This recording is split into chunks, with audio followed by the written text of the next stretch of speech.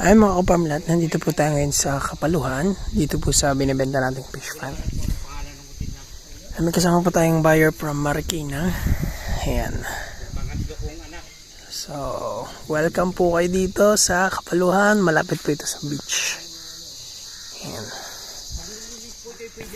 Ayan po yung may-ari. Bumaba na po yung presyo nito. Kasi urgent kailangan na ng seller. Marami daw po itong lambat na kulong.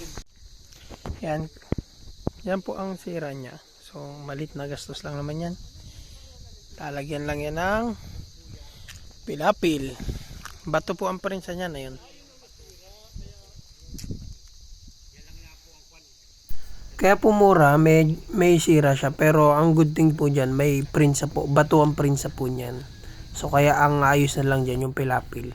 Konti lang naman.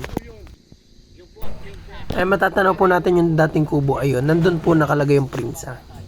Maganda po dyan ang bangos, king crab, tapos yung banami, pwede rin po dyan. Sa tilapia, pwede rin po dyan.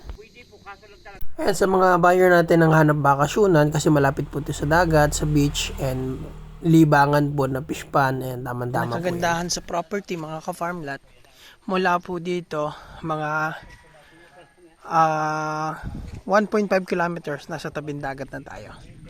Ayan. Pwede po kayong bumili ng lote dyan kung babahayan. May converge na po dito, sir? May kuryente na. Converge, internet, meron din. Tubig, deep well. Sa inumin naman, marami na ditong water refilling na nagde-deliver. Mineral yung kumbagang. Yung kung halimbawa mag-okay dito ng balon, Pwede rin. Pwede rin po dito. hindi ba maalam? Ayan, punta po tayo sa Google Map para mapakita ko po sa inyo yung location, yung distance sa kalsada at sa dagat. Tapos papakita ko rin po sa inyo yung dagat. Ayan. Ayan, tara puntahan natin. Ayan. Ayan, bubungad na mga farm na. Ayan, ang dagat po sa Kapaluhan. Napakaganda po ng dagat yan. That's why ecotourism po yan. At kahit magmotor ka po sa tabing dagat, hindi lulubog ang gulong nyo. At walang hassle kasi purong buhangin po yan, walang kabato-bato. Low tide po ngayon and papakita ko naman po ang itsura niyan pag may tubig. Ayan mga kaparmlat, napakaganda. Sa naghahanap din po ng tabing dagat dyan, message nyo lang po ako, may offer po ako sa inyong tabing dagat na White Sand Beach dyan. Ayan, andito po tayo banda sa may resort. Ayan, yan po ang ambience ng dagat dito. Ayan mga kaparmlat, punta po tayo sa Google Earth. Ayan, para makita natin kung gaano kalayo po yung property sa tabing dagat. And nasan bang bandang yung map nito.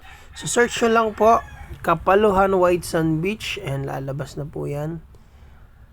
Ayan, ano nga bang meron sa Kapaluhan. Ayan, yan po yung mga dagat dyan. Yan, pwede nyo pong tingnan yan. So balik po tayo mga kaparmlat. Yan. So ito na po yung Kapaluhan White Sand Beach. So dito po ako nag-video banda. Yan, kagandahan po ng dagat dyan. So ito pong area na to, wala pong kabato-bato yan. Yung buhangin na yan. Yan, purong buhangin po yan. Yan po ang dagat dyan. So ang batuhan po niya nandito banda po sa part na to ng Kapaluhan. Ito po yung lamesang bato. Ito naman po ang sentro ng barangay. Ayan. Mamaya mamaya lang. So, ito po yung property mga ka-farmlat. Ito. Katabi po siya ng malaking fish pan na mahal. Mahal itong fish pan na to. Nasa 2 million per hectare to. So, dito tayo sa mura at mas malapit sa kalsada. Ito po yung kalsada. Ito po na po yung fish pan mga ka-farmlat. Andito po tayo sa part na nagbibideo tayo dito. So, ayan mga ka-farmlat, ito lang po yung distance niya sa kalsada. Ayan. Nasa 30 meters. At yung bahay pong yan, pwede nyong bilhin yan.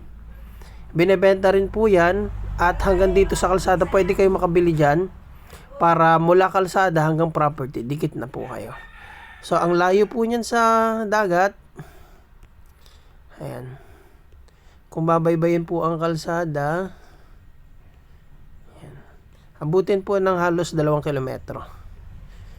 Ayan. So, ayan mga kaparmlat, at least nakita nyo na. Sa source ng kuryente, meron. Internet, meron. Ang town proper po Ayan, andito po ang town proper ng Calawag. Kasi po, ang Calawag, Quezon po, ay napakalaking barangay po niyan. Ay, napakalaking bayan. Yan. Calawag, Quezon. Ayan. So, napakalawak po ng Calawag, Quezon and halos mostly ng 3/4 ng Calawag, Quezon tabing dagat. So, yung property nandito banda. Ayan. And yung town proper nandito, nasa gilid. Ang gitna ng Calawag nandito. Ayan. So, ayan, at least mga kaparmlat, may idea po kayo. Ang Calawag, pag pupuntahan nyo, ay pag galing kayong Manila, dadaan po kayo ng Lopez, Gumaca, Lucena, ayan, saan ba Manila? Ayan, ayun yung Manila. Ayan, mga more or less 6 hours drive po yan, mga kaparmlat. So, ayan, sa mga gusto mag-inquire, message nyo na lang po ako. And salamat po. Ayan.